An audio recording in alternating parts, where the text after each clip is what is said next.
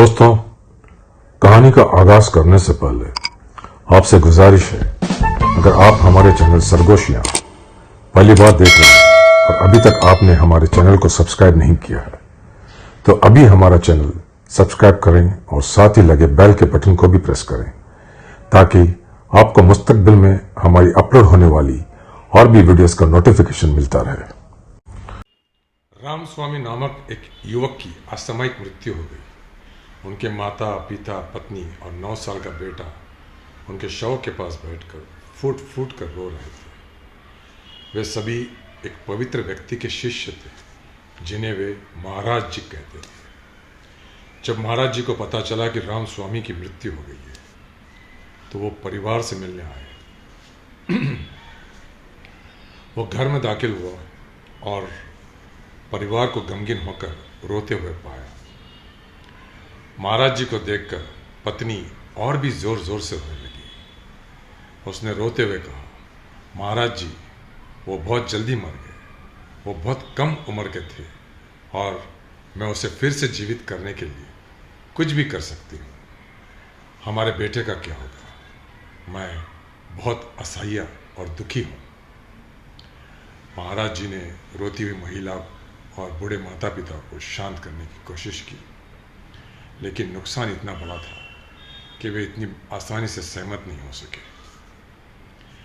आखिरकार महाराज जी ने कहा, ठीक है, मेरे लिए एक गिलास पानी ले आओ। महाराज जी शव के पास बैठ गए और गिलास उसके पास रख दिया। उन्होंने कहा, अब जो कोई भी ये चाहता है कि रामस्वामी फिर से जीवित हो जाए, वो इस पानी को पी सकता है। रामस्वामी फिर से जीवित हो जाएंगे, लेकिन जो व्यक्ति पानी पिएगा वो मर जाएगा। मौन, पूरी तरह से सन्नाटा। आओ, क्या तुमने ये नहीं कहा कि रामस्वामी परिवार में अकेला कमाने वाला था? उनकी जगह कौन मरेगा? यह निष्पक्ष आदान प्रदान का मामला है ना? पत्नी ने बूढ़ी माँ को देखा और बूढ़ी माँ ने पत्नी को देखा। बूढ़े पिता ने रामस्वामी के पुत्र की ओर देखा, लेकिन कोई आगे नहीं आया। तब महाराज जी ने बूढ़े पिता से कहा, बाबूजी, क्या आप अपने बेटे के लिए अपनी जान नहीं देंगे? बूढ़े आदमी ने कहा, ठीक है, पर मेरी पत्नी के प्रति मेरी जिम्मेदारी है। अगर मैं मर गया तो उसकी देखभाल कौन करेगा? मैं तुम्हें अपना जीवन नहीं दे सकता। महाराज जी ने प्रश्नवाचक दृष्टि से बूढ़ी वृद्धा की ओर देखा और बोले, अम्मा, आप?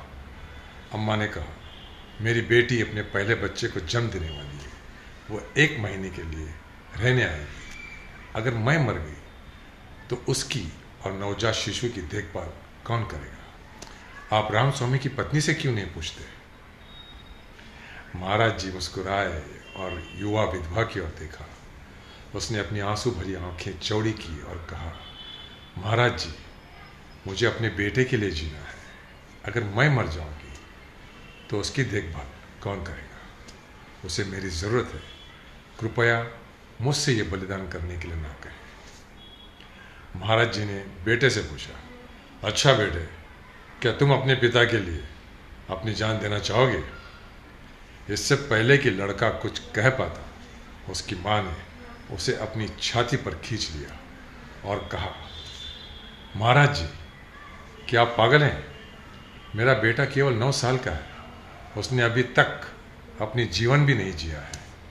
आप ऐसा सोच भी कैसे सकते हैं या सुझाव भी कैसे दे सकते हैं? महाराज जी ने कहा, अच्छा, ऐसा लगता है कि इस दुनिया में जो काम करने की ज़रूरत है उसकी बहुत ज़रूरत सिर्फ आप सभी को है। और ऐसा लगता है कि रामस्वामी ही एकमात्र ऐसा व्यक्ति था जिन्हें मरना चाहिए था। इसीलिए भगवान ने उन्हें ले जाने का फैसला किया। तो क्या अब हम उनके अंतिम संस्कार के लिए आगे बढ़ें? देर हो रही है। इतना कहकर महाराज जी उठकर चले गए। प्यार तब तक रहता है जब तक जीवन है, बाकी तो केवल सुखद समय की यादें हैं। कहानी से यह सीख मिलती है, जब मुसीबत में हो तो ईमानदार रहें और जब आपके पास धन हो, जब आपके पास अधिकार हो तो सरल रहें, और जब आप क्रोध में हो तो चुप रहें। This is called the life management.